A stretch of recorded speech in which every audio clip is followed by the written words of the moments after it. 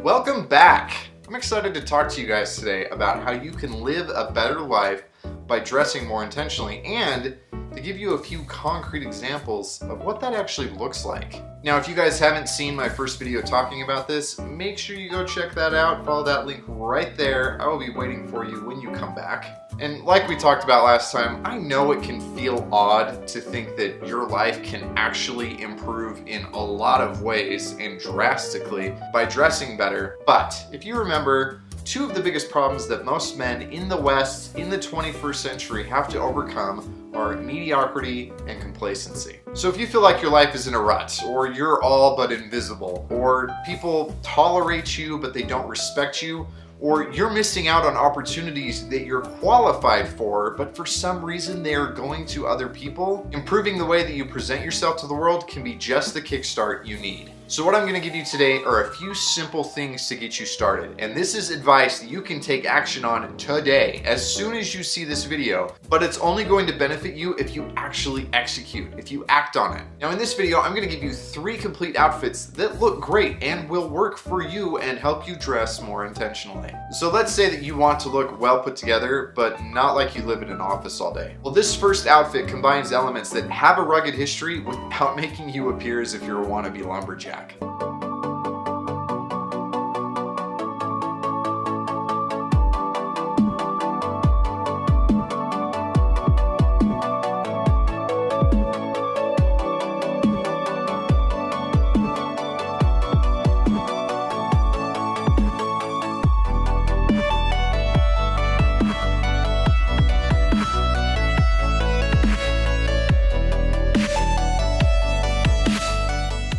You start with a simple pair of dark denim, some casual work boots, whether they're beaten up or highly polished is entirely up to you.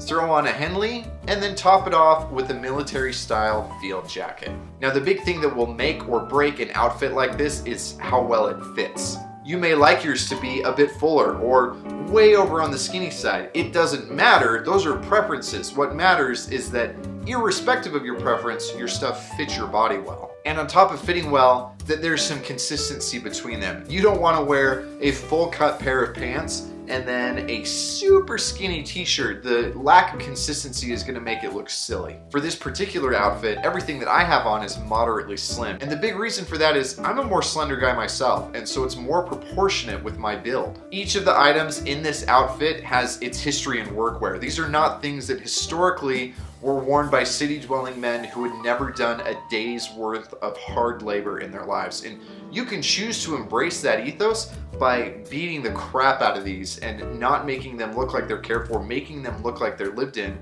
Or you can just give a nod to that by still wearing these items, but then taking great care of them and keeping them looking pristine. Both approaches work great, and each tells a slightly different story. So be willing to experiment with it and see which of the two you prefer. All right, let's move on to look number 2, and this is for you recovering suit-only guys.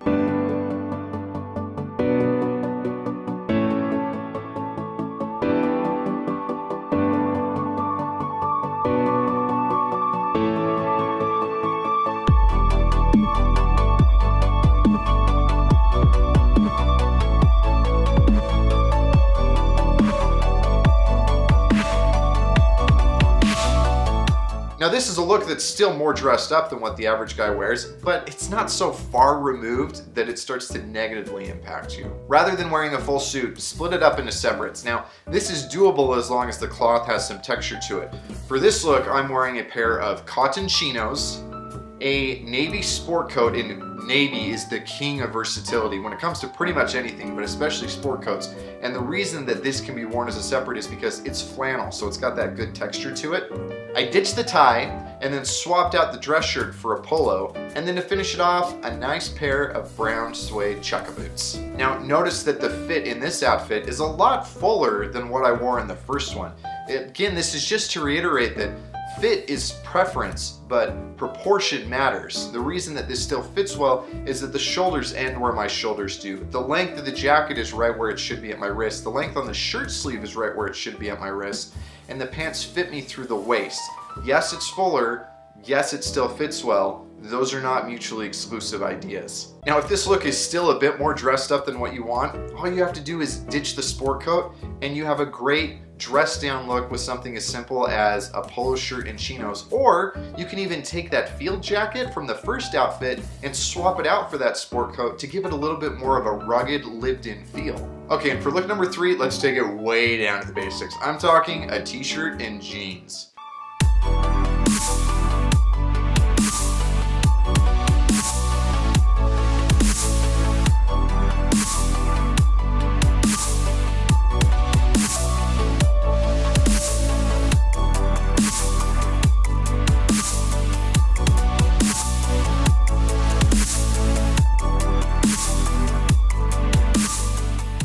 Now, we'll use those same jeans that we used for the first outfit. We'll throw on a simple is the key word, well-fitting t-shirt, and then add to that a pair of white Chuck Taylors. Now, what makes this look so effective is its simplicity.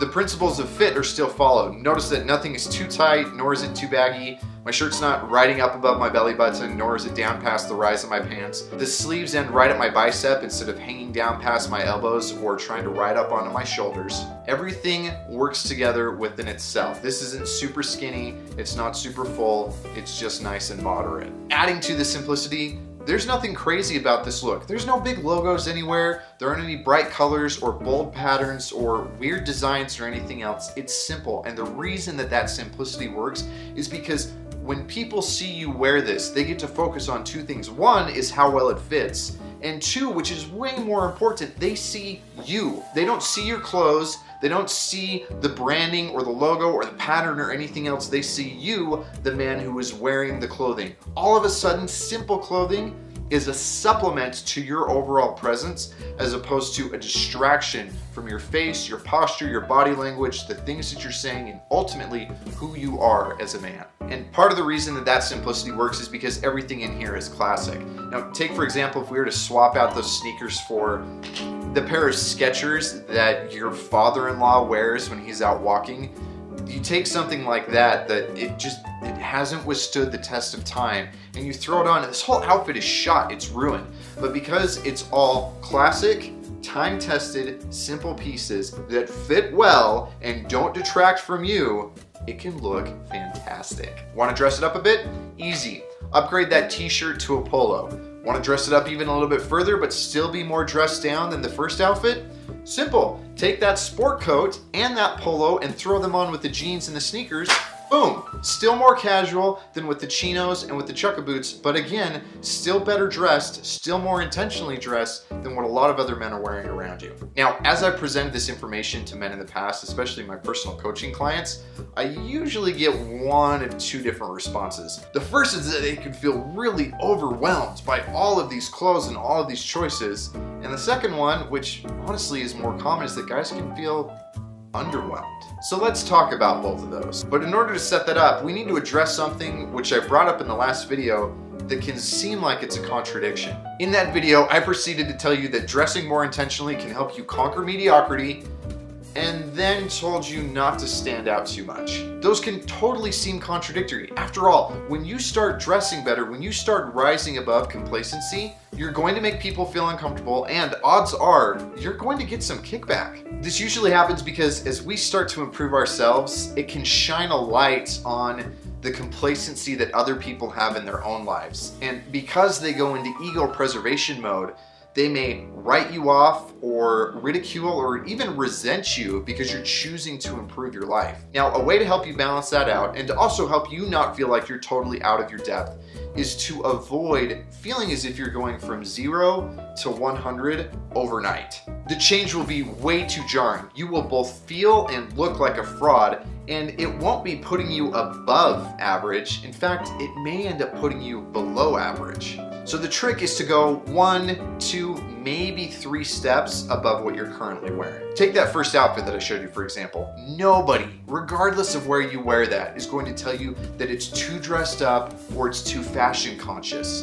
But at the same time, you walk in wearing that and you are going to be better dressed and look better than 90% of the men around you. So unless you're making some drastic and big changes in your life, Your goal should be to look 1 or 2 steps above, not completely removed from who you were or who the most important people in your life are. If you're feeling underwhelmed by this, you're probably still in the mindset that dressing intentionally or dressing well means dressing up. Yes, wearing a 3-piece suit to a coffee date on a Saturday is going to make you stand out from all the other men who show up to that same date wearing something else, but it's not going to make you look like you're the master of your own destiny. It's going to make you look like you have no social fluency and you have no idea how to do anything but wear a suit as a costume. Now, I've just given you 10 items. There were a few others that were snuck in there and we didn't talk about, but you eagle-eyed guys can find those. And these 10 items will take your style from meh to awesome.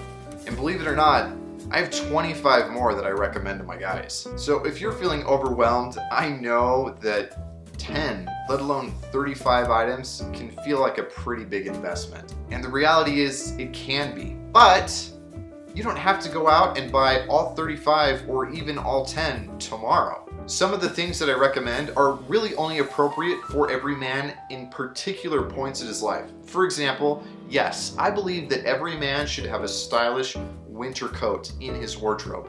If you live in Hawaii, you don't need that now. You probably won't need it until you go spend a February in London or a November in Vermont, or you're at some point in the world where that's actually called for. So do you need to go buy that tomorrow?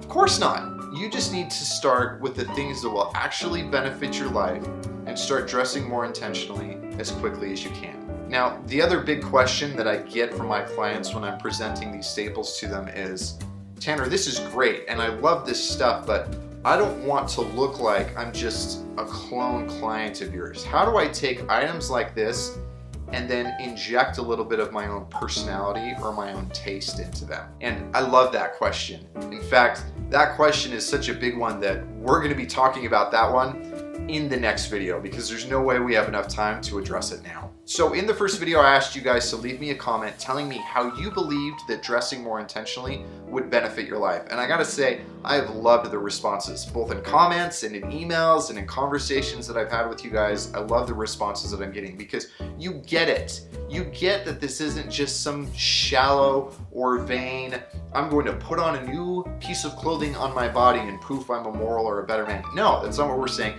but it's a pattern disruption. It's a way for you to kickstart and jumpstart real self-improvement. You guys get that and I love it. Well, now I want you to tell me how you would take these simple items and wear them. Would you pair up different things compared to what I showed you? Would you take items from the first outfit and the third outfit and maybe throw those on together? What do you already have in your closet that can be good substitutes for these things or good supplements to them that you could wear in addition to them? I want you to take this basic 10-item framework and show me how you personally would start to build on that. In fact, what I want you guys to do is let's do something on Instagram.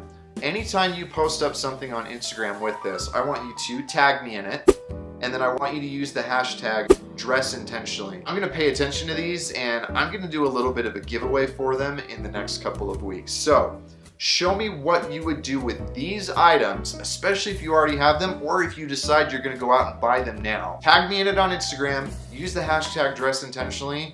We'll do a giveaway, we'll give some love to you guys. Now, all that said, this next one is gonna be even better because we're gonna be talking about how you can make sure that your style tells the story that you want it to. Not that I want it to, not that some other style guru or some other person wants it to, but the story that you want it to. To be honest, I can't wait to show that to you guys. But until then, I'll talk to you later.